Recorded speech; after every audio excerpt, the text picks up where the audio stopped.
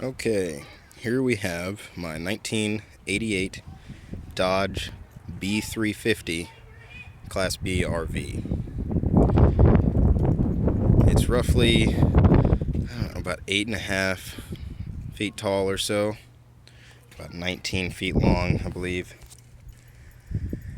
On the inside, let's step in here. Right here we got our table. Obviously, we got the cockpit up here, and the seats are a little bit. I mean, it's old. It's an '88, so it wasn't taken care of the best, but I've definitely seen much, much worse when it comes to age. Up here you have the loft. This is actually a bed as well. So these little clips here, those undo. This will slide out. There's 3 total pieces. They all slide out, and they slide out to about right here on this railing. The reason why I'm not using it is because when you do step in, right now you can see. I mean, I can jump in here in this area. If I go over here, it's a lot shorter. I almost scrape my head, but usually I'm barefoot when I'm in here. So when you walk in, you'd like immediately hit your head on this. So I like to keep it back. And plus, like I said, when it is all the way out, climbing up there to sleep it's a pain in the ass, really. But another reason is because I have water damage here, and as you can see, it's kind of just flaking away. This wood it's had this damage for a while, so I've gone in and I've just sealed up what was leaking, just enough to where it'll stop for now, and I'm going to come back through later and repanel everything. Same thing on this window here. But because of that, I don't want to put all my weight on it with these railings, mounted in there. A couple things I just replaced, which I'm pretty happy about. One was this little sink here. 2 was this table mount. The old one was all cracked, and when you put stuff on the table, it wiggled all over the place. It was about to fall through the floor, really. So I replaced those. This was like $25, super cheap. This was like $8. Everything I found so far was actually rather inexpensive. I replaced the water pump. At the store, it was $100.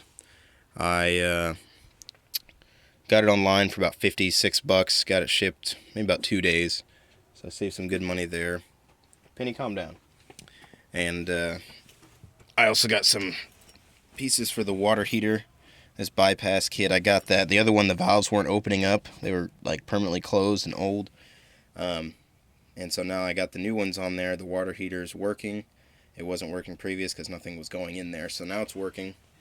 That runs off propane. The fridge as well runs off propane. As you can see right now, flame is on. So it's running on gas. You can flip it to electric if you want.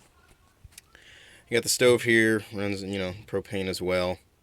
In the back, have got the toilet area, and you have the shower, which isn't huge, but I mean it's enough to get some stuff done, really. I mean, how much do you really need, And there's a curtain that I don't have up right now, but this curtain covers this whole back area, so no, people don't just watch you as you do your business. Got a nice rack there, and it's got lighting all throughout. I mean, it does get pretty bright in here if you have the all the power you need. Toilet itself, which works pretty well. Right now, since I have the new water pump hooked up, and it is on, so it's not on. I mean, it's on right now. It only turns on whenever you need water. So right now, if I do this, you can hear it. You can hear it turning on, and the water's going in. Which I don't know. I'm pretty excited about it because I was told that this vehicle didn't have a freshwater tank, and that I'd have to put one in, and otherwise I just have to plug into city water, and that's the only way I could have any water in here, or any electricity I had to plug in. And I found out they're wrong. It does have a freshwater tank that was hidden behind the shower over here. I had to take off this panel, and I took it out. I cleaned it out, replaced the hoses going to and from it. And so now I'm not hooked into anything right now, and as you can see, I have water, I have power, and I'm excited about that because that means I can go anywhere and just park and hang out for as long as I want. I found that there's a battery under this couch here. The couch also doubles as a bed, which is pretty cool. This thing flips up, folds all the way out. So we've been sleeping on that instead of climbing up in the loft area. We've just been using the loft for storage of our, our suitcases and luggage and all that stuff. But there's a battery under the couch that actually, here, I'll show you if I can. It's charged by the van. And what I did, the battery was very dead, so I hooked up a jumper box to it, and you can see it back there. I just hooked up the jumper box so that I could test everything, and I found out that the van, while it's running, it does charge that battery as well. So my plan is to get a bigger alternator for the van, just a larger one, and then maybe run 2 or 3 of the deep cycle marine batteries in here, so that really all that's going to be powering is lights, which, I mean, that's not a whole bunch to power. If I have them all on, it's not that much.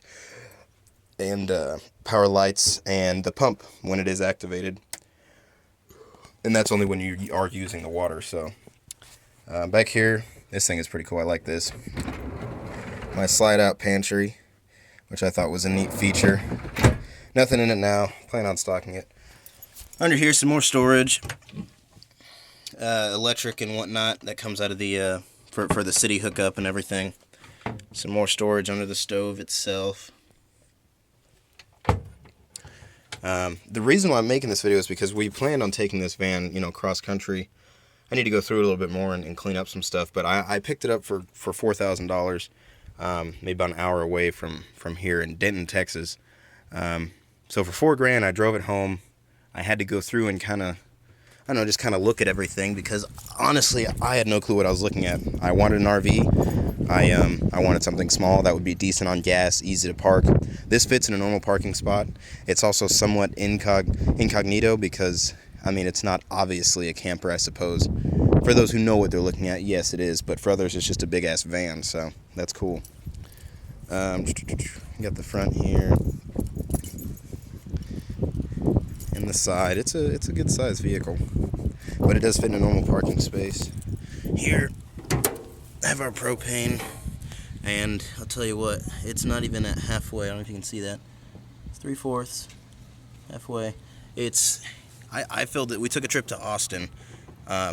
This has been full, and I've been using it on and off for the fridge and for other things for over 3 months now, and it's still working fine.